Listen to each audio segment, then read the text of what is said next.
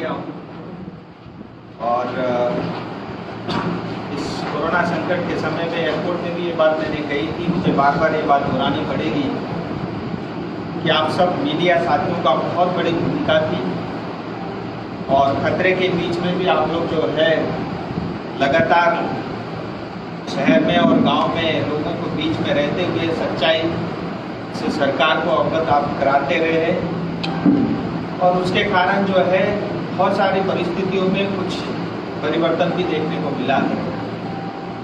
और कोरोना संकट रहते हुए निडरता से जिस तरह से आपने प्रमुखता से खबरें की, इसके लिए एक बार फिर मैं आपको बधाई देना चाहूँगा।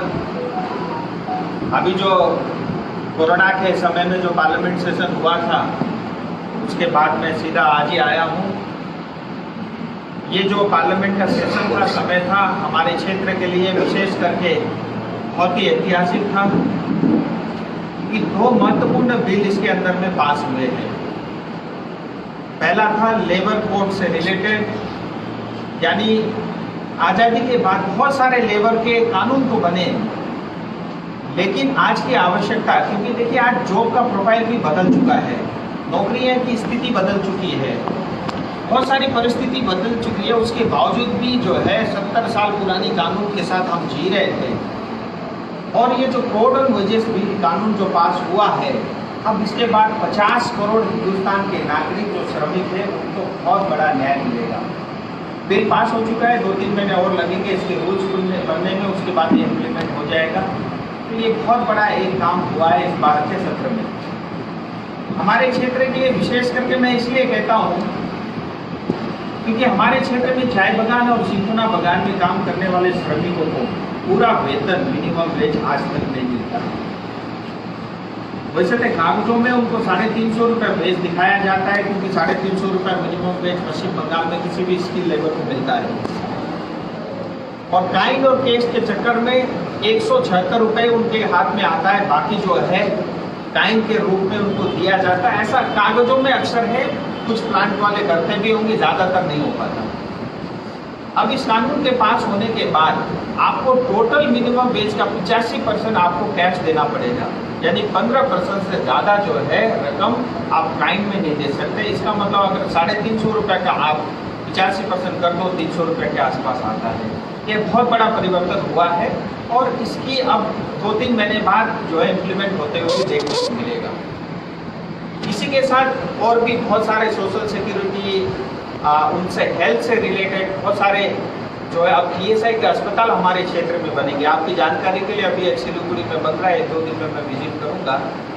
और दार्जिलिंग पहाड़ के अंदर में भी, कालिम्पोंग के अंदर में भी, हमारे नक्सलबाड़ी और माटीगढ़ा क्षेत्र में भी, फांसी देवा में, अलग अलग क्षेत्रों में अब जो ESI का अस्पताल बनेंगे और ESI की सुविधा हमारे नागरिकों को मिलेगी। ये एक बहुत बड़ा कानून में पास हुआ और इस कानून के पास होने के बाद राज्य सरकार कहीं भी जो है किंतु परंतु नहीं कर सकती, उसके ऊपर भी पूर्ण विराम लग चुका है। क्योंकि आज तक कितने भी कानून बने लेकिन PLA एक्ट के कारण वो सब कानून जो है उसके ऊपर लागू नहीं होते थे प्लांटेशन के ऊपर में। अब ये जो कानून बना है इसके अंदर में PLA एक्ट मर्ज हो गया, खत्म हो गया, अस्तित्व में नहीं है। अब जो है हर एक के लिए बाध्यता होगी इस कानून को लागू करना और लोगों को मिनिमम वेज की गारंटी देना, उनको बाकी सुविधाएं देना। ESI अस्पताल की सुविधा देने का काम सरकार करेगी, थोड़ा सा टोकन पैसा उनसे कटेगा। तो ये एक बहुत बड़ा जो है काम हुआ है। इसकी वैसे मैंने पार्लियामेंट के समय में भी इसके ऊपर में चर्चा में विषय रखा था। इसी तरह से दूसरा अभी बहुत हॉट सब्जेक्ट है देश भर में, कृषि बिल को लेकर के। देखिए मुख्यतः कृषि बिल में 2 ही चीजें हुई है। एक तो APMC एक्ट जो है उसमें संशोधन हुआ है। भारत को आज़ाद हुए 70 साल से ज़्यादा समय हो गया, लेकिन ऐसा पहली बार हुआ है कि इस कानून के बन जाने के बाद किसानों को भी जो है पूरी तरह आज़ादी मिली है।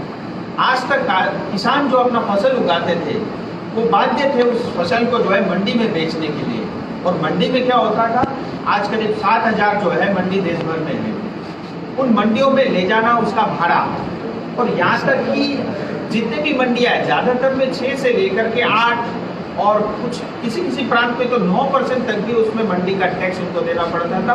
उसमें बिचौलियाँ बहुत पैसा, मोटा पैसा कमाते थे, लेकिन किसान जो है गरीब का गरीब ही रहता था। अब इस कानून के बन जाने के बाद किसान अपना फसल जो है कहीं भी मंडी के बाहर भी बेच सकता है, ये उसको स्वतंत्रता मिलेगी। ये बहुत बड़ा जो है इसके अंदर में बदल है। अब जो है हमारे बाकी विरोधी दल के नेता लोग हैं इसको बहुत बड़ा जो है रूप देने की कोशिश कर रहे हैं, लेकिन धीरे धीरे ऐसा ध्यान में आ रहा है कि किसान भी अपनी चीज को समझ रहे हैं। और दूसरा इसमें जो मेन परिवर्तन दूसरा हुआ है वो कॉन्ट्रैक्ट फार्मिंग का। होता ये था कि आज भी जो बड़े बड़े चिप्स बनाते हैं या आपका जो सॉस वगैरह बनाते हैं, पिकल वगैरह बनाते हैं, ऐसे बहुत सारी कंपनियां जो है कॉन्ट्रैक्ट फार्मिंग ऑलरेडी बड़े किसानों से करती है। अब इस कानून के पास होने के बाद छोटे किसान एफपीओ यानी फार्मर प्रोड्यूसर ऑर्गेनाइजेशन, छोटे छोटे किसान का एक समूह बनेगा और वो किसान का समूह भी जो माल खरीदने वाले हैं, कारोबारी है, उनके साथ कांटेक्ट करके अपने माल को बेच सकते हैं। अब इसमें बड़ा विषय आ रहा है, कॉन्ट्रैक्ट फार्मिंग हो जाएगा, जमीन कब्जे में ले जाएगा, ये सब अफवाहें चल रही है। लेकिन आप सबकी जानकारी के लिए बताना चाहूँगा अपने मजदूर किसान भाइयों के लिए, ये जो कॉन्ट्रैक्ट फार्मिंग है ये सिर्फ जो उनका उपजाऊ सामान है उसको लेकर के कॉन्ट्रैक्ट होगा, ना कि जमीन को लेकर के। तो जमीन चले जाना ये सब अफवाह है, ये दूर दूर तक इसका कोई विषय नहीं है। तो ऐसे बहुत क्रांतिकारी काम हुए हैं और मैं पार्टी का बहुत आभारी हूँ कि मोदी जी ने, अमित शाह जी ने और आदरणीय श्री जेपी नड्डा जी ने मुझे इस लायक समझा कि पार्टी का जो है राष्ट्रीय प्रवक्ता बनाया। मैं पार्टी के प्रति बहुत आभारी हूँ और ये सिर्फ भारतीय जनता पार्टी में भी यही संभव है, क्योंकि मुझे हार्डली 1.5 साल होने वाले हैं राजनीति में आए हुए, मैं बिल्कुल नया हूँ। उसके बावजूद भी मेरे ऊपर में ये जिम्मेदारी दी गई है, मुझ पर भरोसा किया गया है और मैं पार्टी का आभारी हूँ और आप सबका प्यार है। मेरी कोशिश रहेगी कि जिस भरोसे से पार्टी ने जो जिम्मेदारी दी है आने वाले समय में उसको मैं प्रूव करूं, क्योंकि अभी तो मेरी एंट्री हुई है, मैं उस लायक हूँ कि नहीं हूँ, अब वो मेरी जिम्मेदारी बनती है। तो मैं ईमानदारी से प्रयास करूँगा कि जो भी जिम्मेदारी मिली है उस पर मैं खड़ा हूँ। आपके कोई प्रश्न है तो बाहर के लिए तो ये नया चर्चा शुरू हो गया। सेंट्रल गवर्नमेंट एक मीटिंग जो कॉल किया था उसमें तो स्टेट गवर्नमेंट पार्टी से भेज दिया, दूसरा पॉलिटिकल पार्टी को भी इन्वाइट की। तो आज विधानसभा चुनाव आने वाला है, इस टाइम में ये गोरखालैंड मुद्दा से बाहर और पॉलिटिकल पार्टी जो शोर मचा रहा है, आप क्या बोलेंगे? ऐसा है, ये शोर अक्सर चुनाव में पिछले 100 साल से घूम रहा है और जब जब चुनाव आता है टीएमसी एक राजनीति करने का पूरी तरह प्रयास करती है। मैं 2019 के चुनाव से लेकर के अब तक 1.5 साल में मैं स्पष्ट कह रहा हूँ, आप हमारा संकल्प पत्र उठा के देख लीजिए कि दार्जिलिंग हिल्स तराई डूवर्स का स्थायी राजनीतिक समाधान करने के लिए भारतीय जनता पार्टी प्रतिबद्ध है। दूसरा, गोरखाओं में 11 जाति जो छूटे हुए हैं उनको एसटी स्टेटस देने के लिए प्रतिबद्ध है।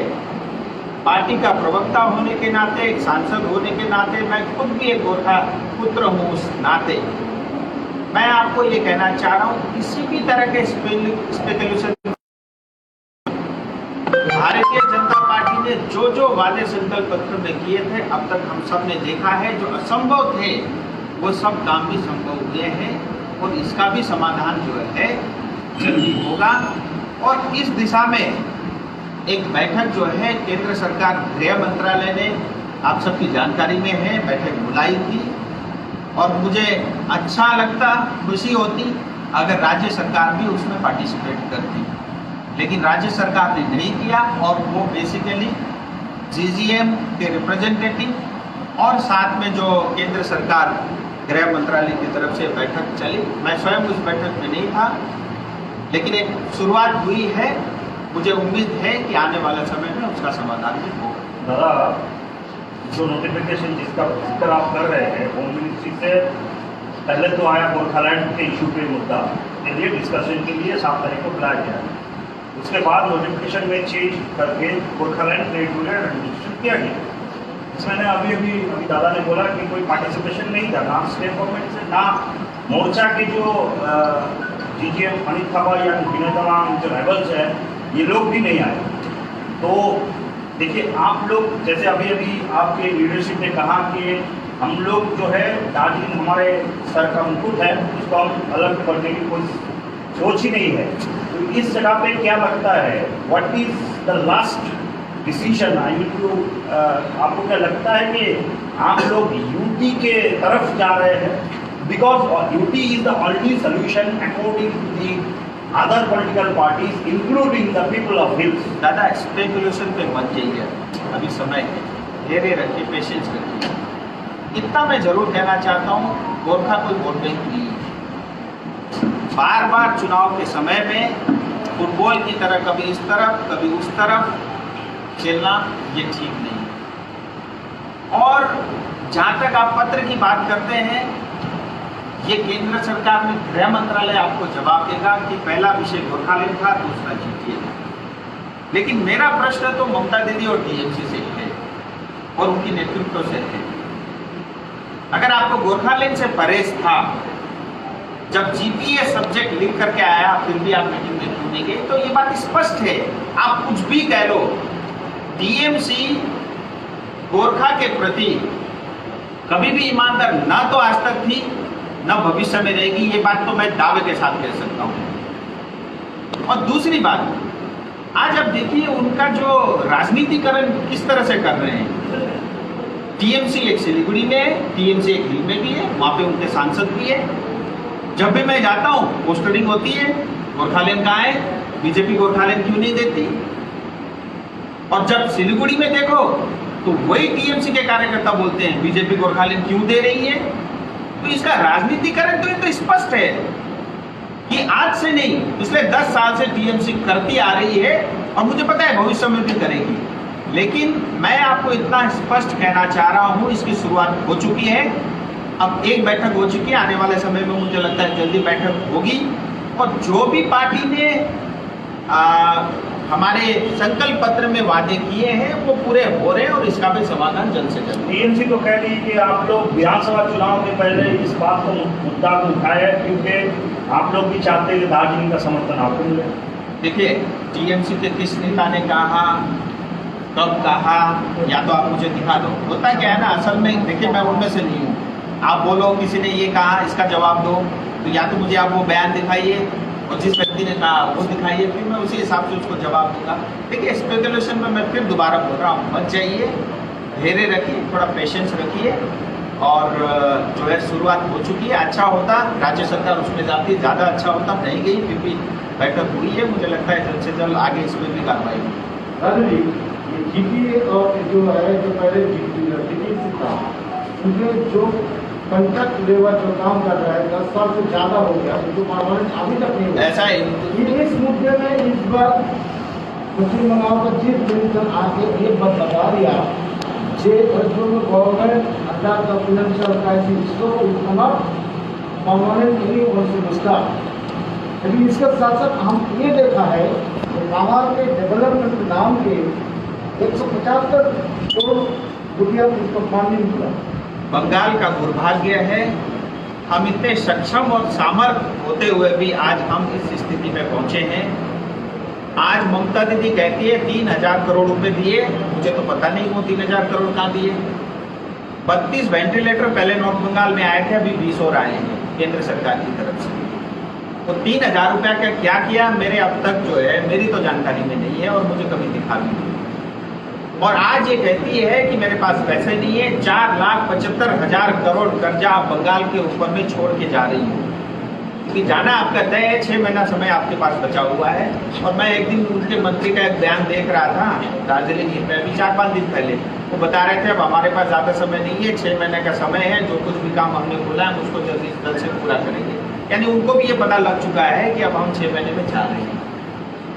सो आज देखिए क्या नहीं है बंगाल में, हमारे पास कोस्ट लाइन है, हमारे पास टूरिज्म के लिए दार्जिलिंग, कालिम्पोंग, नॉर्थ बंगाल है, हमारे पास जो है 5000 किलोमीटर का स्टेट और नेशनल हाईवे है, हमारे पास 90,000 किलोमीटर के छोटी और बड़ी सड़कें हैं, हमारे पास 4000 किलोमीटर का रेल लाइन है, हमारे पास बारिश सबसे ज़्यादा होता है, एग्रीकल्चर के लिए बहुत सूट करता है। सब कुछ होते हुए भी अगर आज हमारी मुख्यमंत्री कहती है मैं कंगाल हूं, तो आपके मिस गवर्नेंस के कारण है। और इसके देखिए 4,75,000 कर्जा हो गया, और ये सारा पैसा अगर विकास के काम में लगता तो जनता का भला होता। सब पॉलिटिशियन ने जेब भरने का काम किया है। आज बंगाल अगर 35 और 10 45 साल में पिछड़ा है, तो इस 45 साल में जनता गरीब होती गई, और जो पॉलिटिशियन जो है वो अमीर और पैसे वाले होते गए। आप उनके बड़े बड़े बंगले और गाड़ियां देखोगे। जीटीए चलाने वाले जो हवाई चप्पल पहन के घूमते थे, आप बड़े बड़े बोलेरो गाड़ी में आज घूमते हो। सब पैसा कहां से आया? और रही बात 175 करोड़ रुपया, आज तक किसी सरकार ने चेक काट के किसी बॉडी को 175 करोड़ देते हुए देखा है आपने? ये सब झूठा है। मुझे लगता है कोई पुराना एरियर बचा होगा, उसका कुछ पैसा देना होगा, अनाउंस किया, थोड़ा बहुत दे डाके खत्म करेंगे। 30 साल में हिंदुस्तान में कहीं भी ऐसी बॉडी ऑटोनोमस या सेमी ऑटोनोमस बॉडी आपको नहीं दिखेगी, चाहे वो दार्जिलिंग हिल काउंसिल हो, चाहे जीटीए हो, जहां पे कर्मचारी 30-35 साल से काम कर रहे हैं और वो जो है वो परमानेंट भी नहीं है। और ऊपर से आकर के इतने निराशावादी बयान जो है मुख्यमंत्री देती है, मुझे लगता है उनको थोड़ा संवेदनशील होने की आवश्यकता है। क्योंकि जो पूरी की पूरी यात्रा मैं दिल्ली में रहते हुए अच्छे से देख रहा था, बहुत ही निराश करने वाला था। सिलीगुड़ी में रही 2 दिन तक, पर सिलीगुड़ी को जीरो, कोई भी अनाउंसमेंट। इतना कह देती हम मानंदा और बालासिन की सफाई कर देते तो भी मैं मान लेता। इतना कह देती कि हम ट्रैफिक की जो समस्या है उसको ठीक कर देते। और एयरपोर्ट की बात करती है, 6 साल पहले केंद्र सरकार ने अनाउंसमेंट कर चुकी है कि हम 650 करोड़ रुपए खर्च करेंगे। और इतना ही नहीं, हिंदुस्तान में पहली बार किसी एयरपोर्ट को एयरपोर्ट अथॉरिटी ऑफ इंडिया ने 25 करोड़ रुपया देने के लिए कहा है कि हम जमीन के लिए पैसा भी देंगे। आप इतिहास उठा के देख लीजिए, आज तक कहीं भी एयरपोर्ट अथॉरिटी ऑफ इंडिया ने किसी भी सरकार को जमीन खरीदने के लिए पैसा नहीं दिया। पहली बार वो बंगाल में दिया। उसके बावजूद भी आज जो है, आज तक जमीन हैंडओवर नहीं किया। आज दुर्दशा देखिए बागडोगरा एयरपोर्ट की। हिंदुस्तान में सेकेंड सबसे बिजीएस्ट एयरपोर्ट है। 37 फ्लाइटें रोज उतरती है, चढ़ती है, और अपनी कैपेसिटी से 4 गुना ज्यादा क्षमता में जो है आज वो काम कर रही है।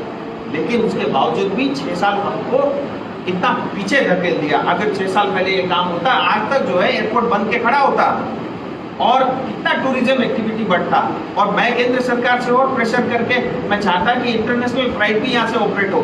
मान लीजिए किसी को ईस्ट की तरफ से आना है, बैंकॉक से लेकर के ऑस्ट्रेलिया, न्यूजीलैंड से, इस तरफ से सिंगापुर से आना है, तो बेचारे उसको पहले दिल्ली पहुंचना पड़ता है, फिर वापस बागडोगरा आना पड़ता है। सो उसका समय बचेगा, उसका पैसा बचेगा, हमारा टूरिज्म बढ़ेगा, हमारे युवाओं को नौकरी मिलेगी। आज देखिए जो हमारे पश्चिम बंगाल के युवा सबसे ज्यादा देश के अलग अलग हिस्सों में जाकर के काम करते हैं रोजगार के लिए। लेकिन अब वो कोविड के समय सब डर के घर वापस आ गए हैं। अभी वो कुछ चले भी गए, कुछ यही है। अब इस समय हमारी जिम्मेदारी बनती कि हम उनको नौकरी दें। आज वो क्या रहा है, हमने 10 लाख से ज्यादा जॉब कार्ड बना दिए मनरेगा में। वो पैसा सारे जो हमारे पॉलिटिकल पार्टी या जो हमारे कैडर्स है उनके जेब में जा रहा है।